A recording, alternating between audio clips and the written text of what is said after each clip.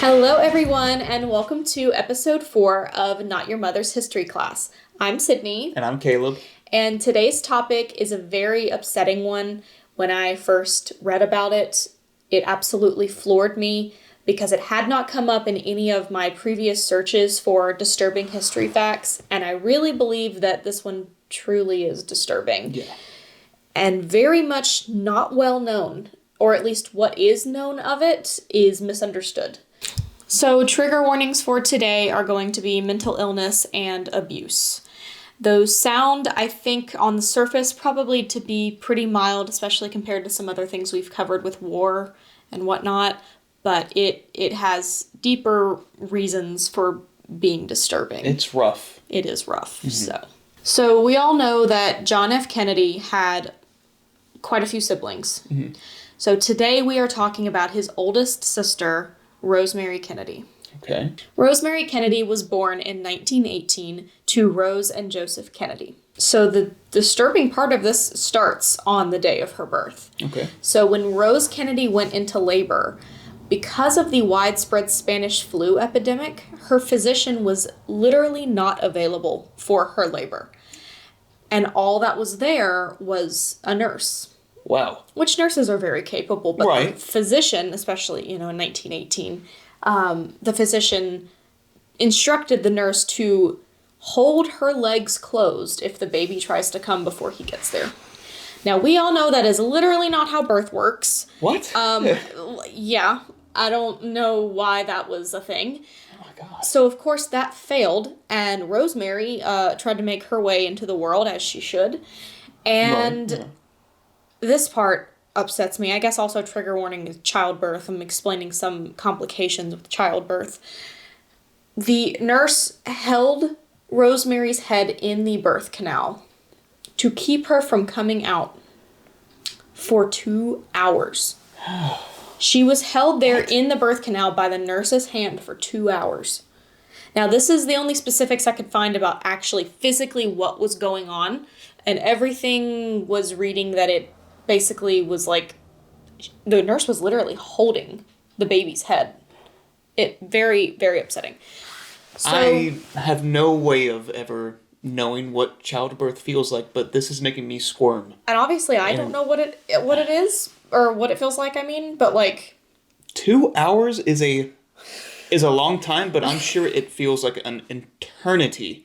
And the whenever fact you that have a child. The nurse was so afraid to just let her give birth. I don't know. And that part, there's not a lot of details as to why the nurse listened to the doctor, because I feel like that's something you just let happen. But regardless, she was held there in the birth canal for 2 hours. And due to this happening, she lost a lot of oxygen to her brain. Rosemary did. Lost a lot of oxygen to her brain, which is what is speculated to be the reason for some complications she has that shows very early in her life. So very early on in Rosemary's life, her parents started to notice that she was not learning to walk and talk as quickly as her brothers did. And as she was the oldest sister, so all of her siblings at the time, when she was very young, were boys. So they were comparing it to how their sons were developing and said that she was not developing as quickly as they were. As she grew older and started to attend school, she was quickly falling behind other kids that were her age. All right. And that was noted very quickly. Because of all of these signs, her parents and teachers noted that she was intellectually challenged. For example, when she was 15 years old, she was only reading at a 4th grade level. Oh, so wow. Like about 9 or 10 years old. Yeah, it's a big difference. Yeah, very big difference. And despite the fact that she was having some trouble learning as quickly as the other kids and reading or anything as quickly as other kids her age, she apparently always had still a very positive attitude. And this is a direct quote that the articles that I was pulling from didn't tell me exactly who this was. I'm guessing an educator or maybe a family member that stated this, that she was an affectionate, warmly responsive, and loving girl. She was so willing to try to do her best, so appreciative of attention and compliments, and so hopeful of deserving them.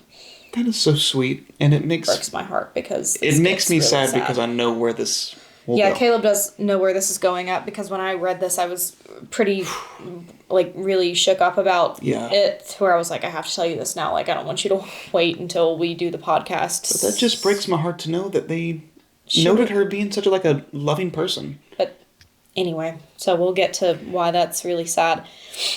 So, behaviorally speaking, she seemed totally fine as a young child. But it was when she moved into her teen and young adult years, she started showing some behavioral problems. Okay. She began throwing tantrums that often turned violent, injuring herself or others. And again, this was the first sign that I read about where she was showing any kind of behavior problems. Right. Otherwise, it was just the intellectual disability where she was falling behind in school and whatnot. Yeah. So I also read a lot about how her family moved from the U.S. to Great Britain for something her father was doing. I don't really want to focus on where the family was or what they were doing, because I want to focus on her story. Right. But basically, they were there for a few years. Everything was going really well. The Catholic school she was in Great Britain was doing really well for her. She was making good progress. And then when they moved back to the U.S. in 1940, when things started to regress with Rosemary. She was put in a convent, which is run by nuns. Okay. And it was like a place where she stayed all the time. It's like a boarding school. Okay, that makes sense. She was 22 at the time. Okay. So, but she was there. She was in the convent. However, she started sneaking out at night regularly, and the nuns took note of this, and I'm sure tried to discipline her and tell her, you can't do that. Right, yeah. But what she was doing was she was going out to bars and seeking sexual partners, and that was a problem. So the family, more specifically Joseph Kennedy, her father, was concerned that it was going to result in an unwanted pregnancy or an STD or anything that would have reflected poorly on the family's reputation, because when it comes down to it, that is all he cared about. He did not care about her. Can't have that in the Kennedy family. No. Oh, no. Mm-mm. Because at this time, she had several brothers who were pursuing political careers. Yep, John and Robert, I know of. Yep. I think there was one more. I don't know. But that was the most important thing to him. So he was concerned that she was doing these things, and he was worried that it was going to get out and that it was going to be bad press and, have a bad reputation on the family for her behavior. That's what he was worried about. That's what he was worried about. Yeah. Not that his daughter needed better help than what she was receiving. Apparently during this time that she was sneaking out and misbehaving, at 22 years old, she was also becoming increasingly more irritable and difficult to deal with, is what the family said. That she was irritable and difficult to deal with. Yeah. So her father, Joseph Kennedy, decided that this needed treatment. Her being difficult to deal with needed treatment. I'm sure that there was treatment that maybe nowadays they could have gotten for her, mental health care, that would have helped her. Proper care. Proper care. Yeah. However, we know in 1940 that was not available, unfortunately. So, what Joseph Kennedy did was looked for treatment. So this is where it starts to get dark. As you know, in the 1940s, and during that time, lobotomies were a legitimate medical procedure that doctors would perform. Still blows my mind to think about this, but yes. Yeah. Dr. Walter Freeman proposed a lobotomy as a solution to Rosemary's problems. Rosemary was not consulted about this procedure. This was all her father's communication with this doctor. And this doctor believed that he could fix her behavioral issues with a lobotomy. So him and Dr. James Watts performed this procedure together on Rosemary. Okay. Her mother was not made aware that this was happening. Really? Her mother had no idea. Wow. So this was in 1941 when Rosemary was 23 years old. again, and this part just baffles me that she was 23 years old. The goal of a lobotomy, and specifically the one that was being performed on Rosemary, the goal was to sever the link between the prefrontal cortex of the brain from the rest of the brain. I do not want to go in the details of the surgery, although there were details online if you want to look up exactly what they did. If you do. Yeah, if you do, you can. I'm just not going to cover that. But they were successful in doing that very thing of severing that link. Successful is a big term here. However, I'm also very disturbed by the fact that she was heavily sedated, but she was conscious through the entire lobotomy. And they did this so that they could talk to her and ask her questions throughout the procedure, and decided that when her answers to the questions became incoherent, that's when they would stop. That is just so brutal. I mean, maybe that's the correct way to determine if the procedure was successful. There is no correct way. Like, that's just messed up. Ooh. So when apparently I read two different things that said she started becoming incoherent, and another that said she stopped speaking altogether.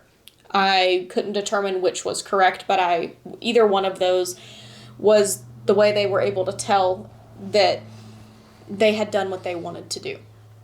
This is just making me squirm. It's making me squirm, and it's making me extremely, extremely sad. Yeah. So after the lobotomy, it was clear very quickly that the procedure had gone wrong, even though I don't know how they would have measured whether it had gone right. And yeah, I don't even know what that looks like. Like, how does the lobotomy go correctly? So it was very clear immediately that something had gone terribly wrong. She could no longer walk by herself or talk by herself. Wow. She had the mental capacity of a 2-year-old. 2-year-old? A toddler. Yep. 23 years old. Can't walk. Can't talk. Oh, God. Immediately after the procedure, she was institutionalized, sent away, and basically it was as if she had just disappeared.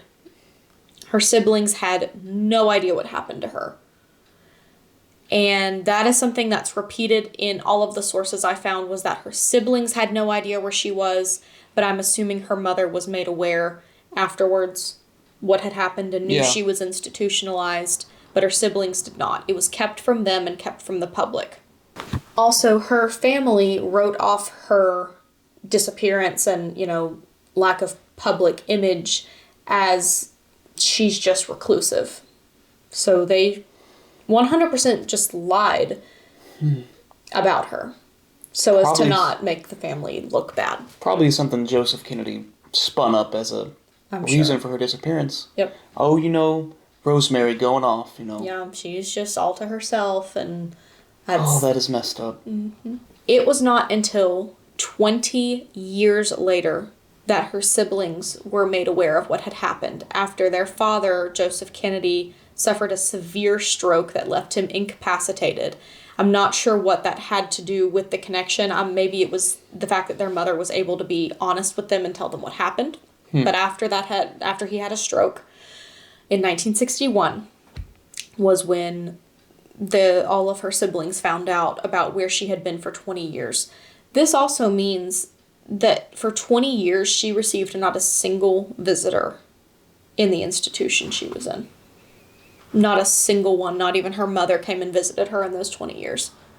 And even to the day that her father died, he never visited her. Ever.